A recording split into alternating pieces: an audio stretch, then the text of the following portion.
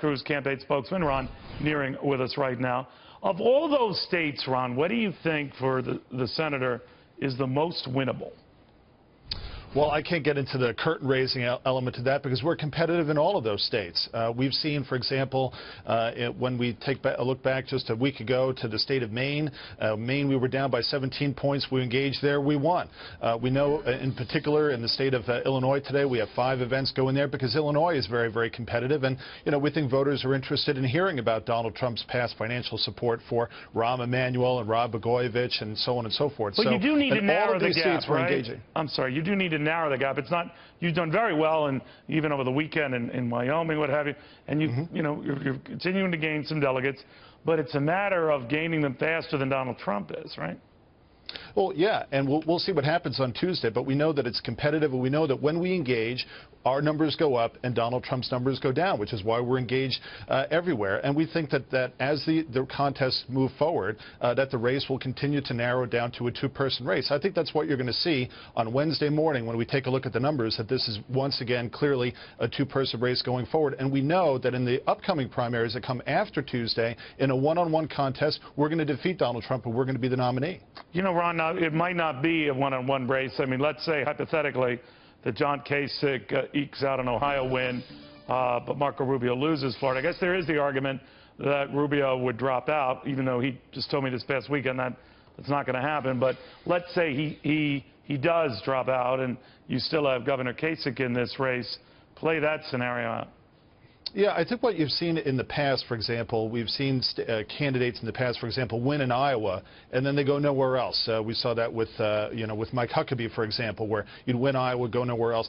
John Kasich and Marco Rubio have no place to go after Tuesday. There's no states that they can point to that they're going to do great in, they're going to win in. Marco Rubio, for example, keeps on saying every time he loses a race, he says that, well, the map going forward looks much better for us. But then they lose the next round, and then you have Wyoming, and then you have, 4 states that voted last week, and Marco Rubio walked away with 0. So the question is, who has the pathway going forward? Who's competitive in those states going forward that can win the nomination? We've now defeated Donald Trump 10 times. No other candidate can say that. No other candidate even comes close to that. We're in that strongest position. So as it narrows, we're going to continue to do well, and we're going to catch up to Donald Trump, and we're going to beat him. We're ultimately in the best position as the alternative to Trump when it comes to those delegates. How are you doing for money? A lot of people who are subscribers to your email, they're constantly being hit up for cash. It makes a lot of folks think that you need cash. Do you? Well, if you take a look at the candidates who've dropped out in the past, they don't drop out because of the polls. They drop out because they run out of resources. And our campaign has been very, very prudent in terms of the allocation of our resources. We're in good financial shape. We've raised more money in small dollar contributors than the other candidates. The average contribution at tedcruz.org is just about $62. Over 1.1 million so you're not hurting. You're not hurting. When I see these solicitations, and by the way, you're not the only campaign. But it would give you pause thinking that, gee, maybe Ted Cruz is in some financial trouble.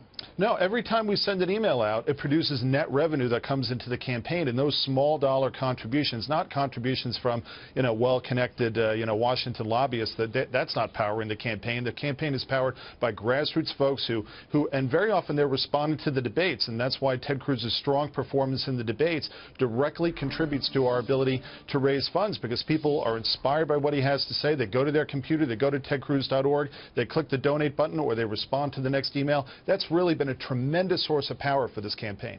Ron, while I still have you in a few seconds left here, Chris Christie once again at an event in North Carolina with Donald Trump. Do you think he's angling for the VP slot? I was very surprised by Chris Christie going on board with Donald Trump. I remember very clearly the things that he said about him, campaigning in New Hampshire. So this is kind of, a mystery. And, I think it's unfortunate, but we're very proud to have Carly Fiorina on our team. She's been doing a tremendous job, for us. And so in terms of, I think the surrogates out there, I think we're winning that one as well. But no, I can't explain what Governor Christie's doing. Can you see any scenario in which your candidate, if he does not go all the way and win the nomination, would entertain a running mate slot?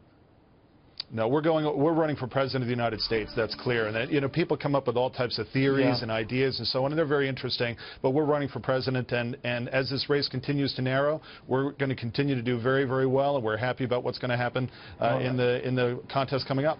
Don't you hate reporters who ask that question? Ron, thank you very, very much. You're used to it. Thanks. You're used to it. Ron Nehring, very, very